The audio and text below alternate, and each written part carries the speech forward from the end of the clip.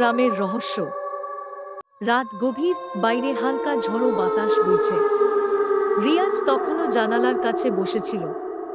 সে ছিল একজন পুরাতন গবেষক, যিনি ছোট ছোট গ্রামগুলোতে পুরনো কাহিনী ও রহস্য উদ্ঘাটনে আগ্রহী ছিলেন। কয়েকদিন আগে একটি পুরাতন গ্রন্থে একটি অদ্ভুত গ্রামের কথা শুনেছিল সে। সে গ্রামটির নাম ছিল অমাবস্যার গ্রাম।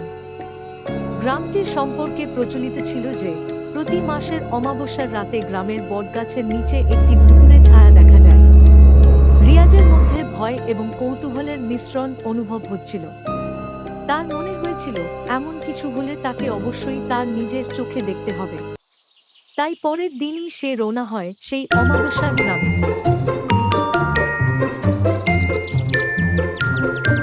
রিয়াজ যখন গ্রামে পৌঁছালো, তখন গ্রামের পরিবেশ খুবই অদ্ভুত লাগছিল।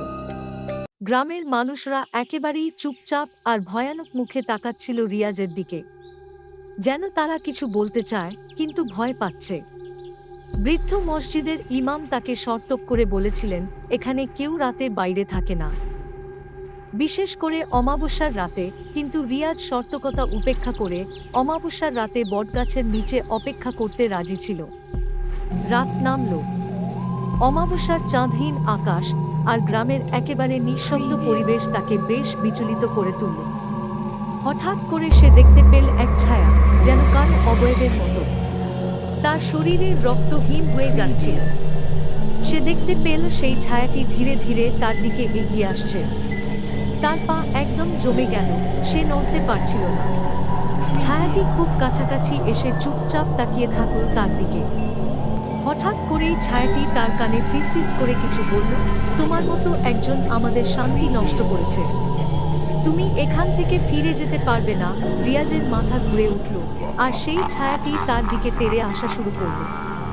পরদিন ভোরে গ্রামের লোকেরা তাকে বটগাছের নিচে অচেতন অবস্থায় পেল। কেউ তাকে জাগাতে পারল না। তার দেহ শক্ত হয়ে গিয়েছিল আর মুখে জমেছিল আতঙ্কের চিহ্ন। রিয়াজ আর কখনো সজাগ হয়নি।